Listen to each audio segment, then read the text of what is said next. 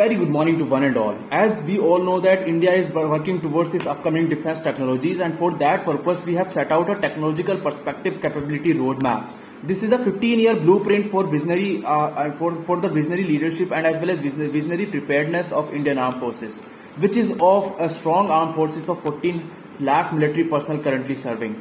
And in this era of artificial intelligence and the nuclear deterrence, we also need new age defense technologies for military preparedness. And what are these new age defense technologies and how we are working for that, and what is basically this roadmap has provided, and what are the individual requirements of all three armed forces, I will cover in this video. If I talk about the nuclear deterrence, so we have planned to set up a nuclear command and control system for upcoming 15 years, as well as we have set up a plan for a detection ranging systems and as well as a detection system for radiations. We also must be having a mobile decontamination unit for nuclear warfare. Talking about Indian Army has projected a requirement of 500 hypersonic missiles which must be having scramjet propulsion. Another one is the requirement of drones. We all know the capabilities of drones in the recent warfares with India and Pakistan, Israel and Hamas, and these drone capabilities needs to be increased in the upcoming years. And what are these drone requirements of India?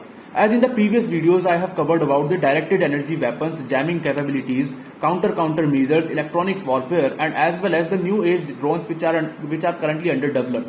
Like I have talked about Nagastra drone, quadcopters drones, Jatayu drones, heavy lift drones, reconnaissance drones, and so many drones are being under developed nowadays, and 550 companies which are the private players are working in India. Research and development is very crucial. But what is basically the requirement? Requirement is also same, and this roadmap will also provide these private players a visionary roadmap for the upcoming years, so that these private players will work towards this roadmap.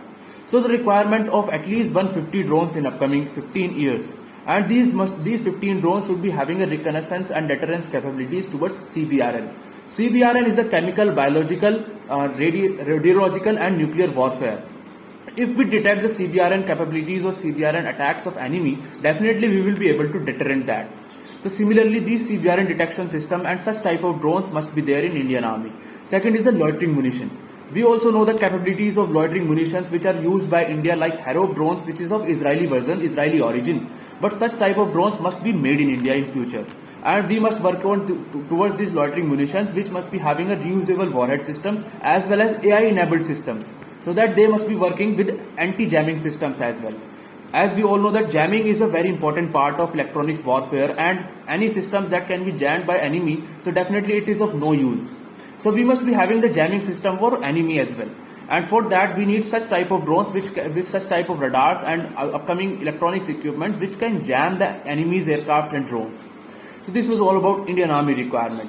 And now talking about the Indian Navy requirement, as we all know that so many frigates and frigates and warships are getting commissioned into Indian Navy. But Navy has projected that for upcoming at least 10 of its future warships, we need a nuclear powered propulsion system. This nuclear powered propulsion system will be very helpful to save the energy and to have a long endurance of these warships. Navy has also projected the requirement of underwater autonomous vehicles for anti-submarine warfare. It has also projected a satellite communication and as well as a strong communication and anti-jamming communication as well, because communication is also prone to be jammed.